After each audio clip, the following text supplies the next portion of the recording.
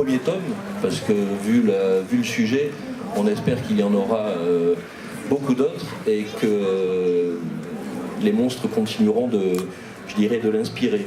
Donc il y a des images qui passent, peut-être que Mister Hop nous fera des petits commentaires sur les images, mais donc Thomas, comment est-ce qu'on passe donc d'une vie consacrée au geek art, entre guillemets, et puis bon, tu vas nous parler un petit peu de ton parcours, mais comment on passe donc d'une vie consacrée au geek à un bel objet, disons en forme de livre, parce que moi quand je vois ça, je me dis mais les geeks, normalement ça lit pas.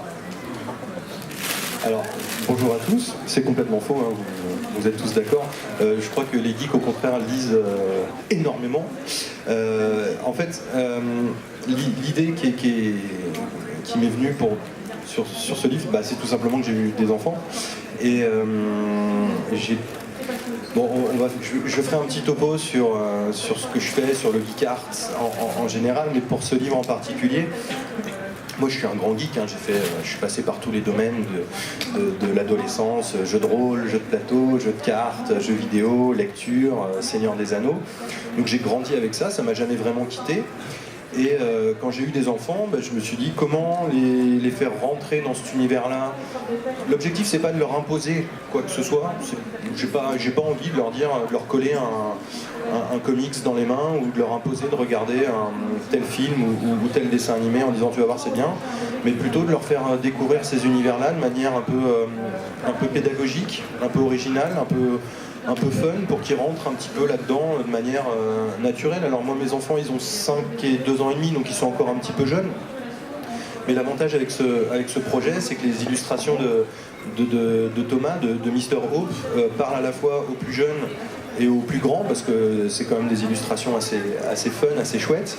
Donc on rentre dedans à travers les images et je me dis que les enfants grandissant vont vouloir savoir ce qu'il y a écrit parce que tous les textes sont assez simples à lire parce que c'est quand même principalement à destination des plus jeunes, mais toutes les infos sont précises, c'est-à-dire qu'on va retrouver toutes les infos sur tel monstre, sa mythologie, d'où il vient, comment il a été créé, où est-ce qu'on peut le retrouver au cinéma ou dans la littérature. Donc il y a une vraie démarche pédagogique, mais fun, voilà. Et comment ça s'est passé? Alors aussi la rencontre donc avec Mister Hop pour je dirais la mise en image de tout cet univers. Et comment est-ce qu'on aborde entre guillemets des monstres classiques sans avoir peur du monument auquel on s'attaque en fait? Alors la rencontre avec Thomas elle s'est faite de manière, ça fait un petit moment qu'on se connaît par écran interposé. Juste pour faire un petit background, j'ai créé un site qui s'appelle Geek Art parce que comme je vous disais, moi j'ai grandi avec ces univers-là, avec la pop culture, avec la fantasy, avec les cultures de l'imaginaire, et j'ai beaucoup travaillé dans la publicité. Dans la vie active, donc j'ai découvert le graphisme, le design, l'illustration de cette manière, et j'ai voulu faire un pont entre les deux, parce que les univers geek et pop ont toujours été un petit peu mis à part, quoique récemment ça a beaucoup changé bien évidemment, mais il y a une dizaine d'années, personne ne parlait de l'art inspiré par la pop culture. Donc moi j'ai créé un blog dans lequel je mettais en avant tel artiste qui avait fait tel personnage de jeu vidéo, tel personnage de comics, à sa sauce on va dire, et ça a marché plutôt bien, tellement bien que j'ai été contacté par un éditeur pour faire des anthologies de mon blog, donc des bouquins qui s'appellent Geek Art. Et donc Thomas fait partie des premiers artistes que j'ai contactés pour faire partie de ces anthologies. Donc je l'ai connu de cette manière-là. Donc ça c'est une première chose. Et quand j'ai eu l'idée de ce livre, bien évidemment, la chose la plus importante, ça a été de se dire ok, je veux faire ce projet-là, mais qui va le dessiner? Je dessine pas très bien. J'aimerais bien, mais je dessine pas très bien. Ça aurait été dommage de faire des bonhommes bâtons. Et en fait, je me suis naturellement tourné vers Thomas parce que il a moi, je suis son travail depuis je sais pas, ça fait 6-7 ans. Et en fait, il est venu de manière un peu naturelle dans ma tête pour ce projet-là. Parce que j'ai vu son travail évoluer. Et il a un univers graphique qui est à la fois assez drôle, mignon, mais aussi graphiquement super poussé, super intéressant. Voilà, c'était vraiment, ça s'est fait naturellement. Pour moi, c'était lui qui devait illustrer ce livre pour enfants et sans tomber dans les illustrations trop, on va dire, gamines, on va dire, mais qui font le pont finalement entre le monde adulte et le monde des enfants. Enfin voilà, c'était une évidence en fait, tout simplement. Et alors même si Thomas voulait dessiner, il va le faire en direct devant nous, donc ça va être un grand plaisir, mais on va quand même un petit peu l'embêter, on va quand même lui poser des questions.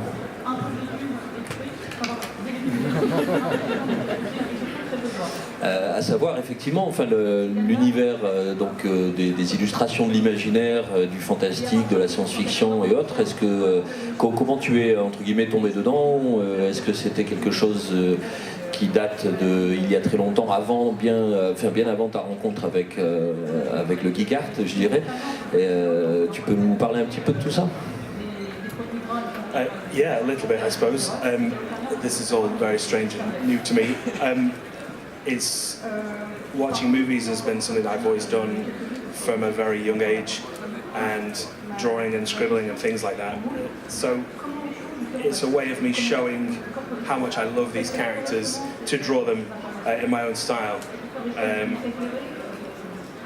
Yeah, and that's about it really. Sorry. It's something I enjoy, and it's nice to see the book and everyone here who's had a chance to see it. Yeah. Bon, tant qu'il a le micro, on va en profiter. Tu travailles en traditionnel. Tu travailles uniquement sur papier avec les bonnes vieilles encres, ou est-ce que de temps en temps tu te permets, puisque a priori tu travailles avec un geek extrême, donc les nouvelles technologies, ça t'attire pas sur ta création? I've tried with the Apple Pencil, and I do in fact have it with me. It doesn't feel the same to draw on paper, so I always prefer doing that. I can rub it out easier, and I don't know, I just prefer the overall look of the watercolour and the ink on the paper. It's never really replicated enough or well enough on the iPad or digitally for me to enjoy. I'm not closed off to it. I will evolve with it eventually, I suppose. But for now, the pen and pencil will be enough for me.